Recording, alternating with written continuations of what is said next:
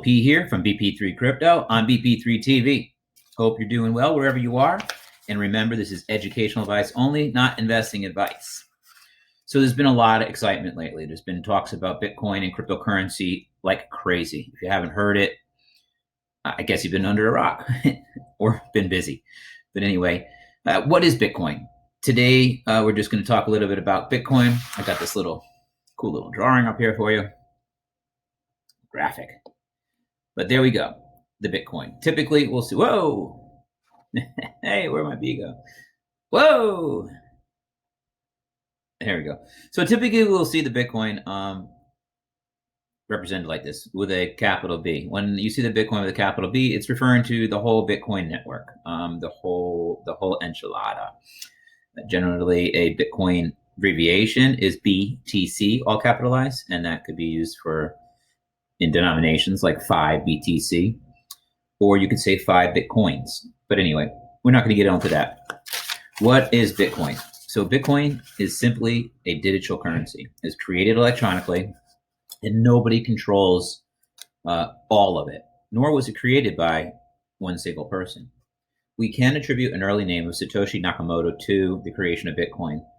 It is not known who the identity of Satoshi is, and many believe that Satoshi may have been a group of people that got together and helped each other to create this new technology.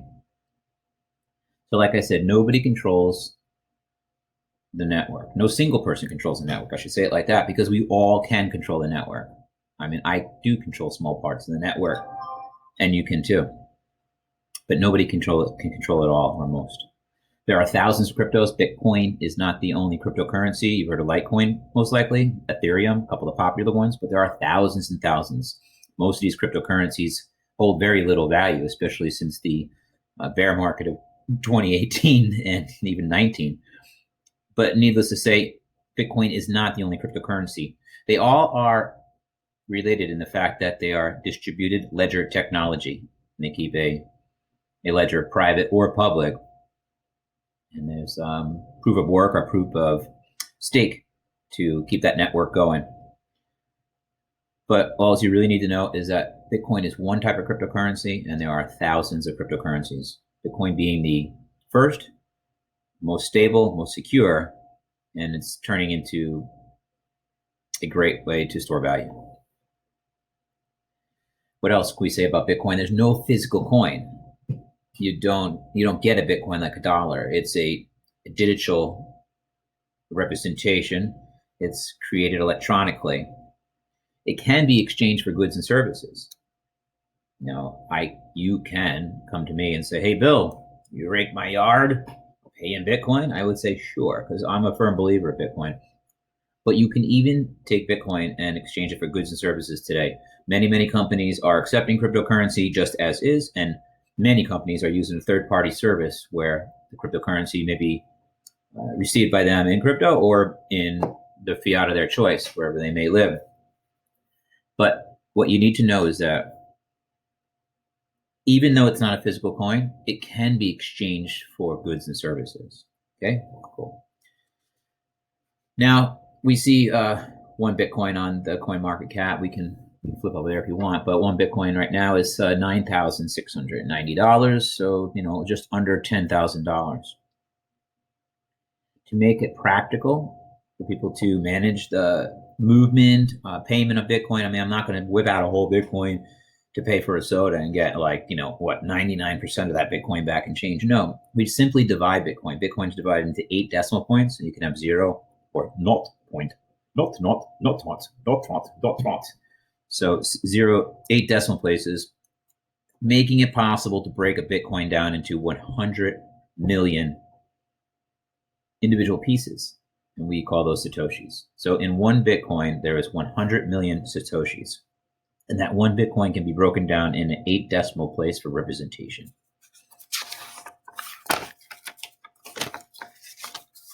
And why does this happen?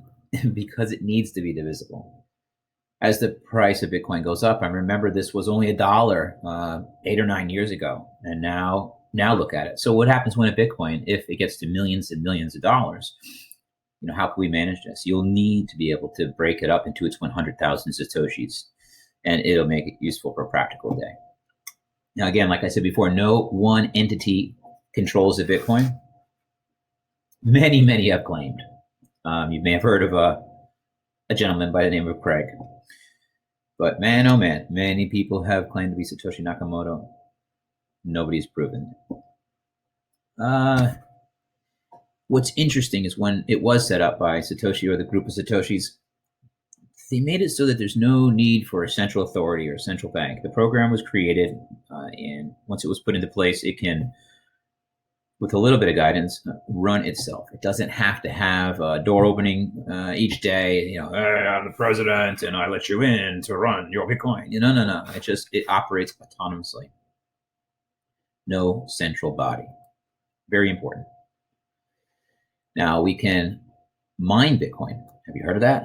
We don't break out the pickaxe or anything, but when we mine Bitcoin, we participate in the network. We use a computer to solve mathematical problems that support the network. They validate transactions, they forward transactions, and for this work, the miners, the computers, as they solve complicated problems and reap the rewards, they get paid. They get paid in Bitcoin or in the cryptocurrency that they're actually mining in.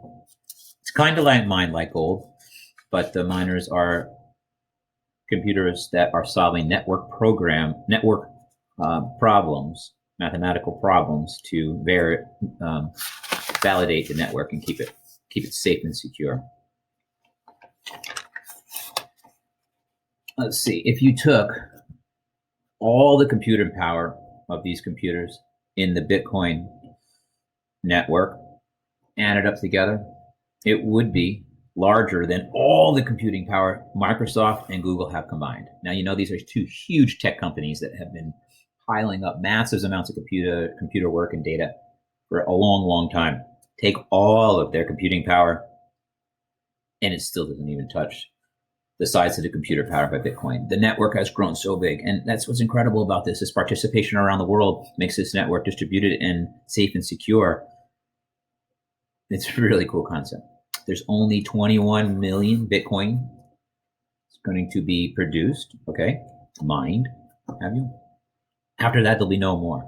So you can imagine, as time goes on, things may get scarce. And when things get scarce, prices go up. Now, why would it get scarce? What would be the need for this Bitcoin? You can run computer programs on the Bitcoin network. You can use the Bitcoin network to solve things. You can use the Bitcoin network to store. You can use the Bitcoin network in even web pages are going to be, if they're not already on Blockstack, available to post up on the Bitcoin network.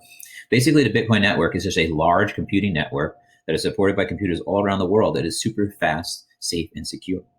So it will be valuable, and there will be uses. We're already using the Bitcoin network to buy goods and services, to do remittances, and the future is bright for cryptocurrency network use.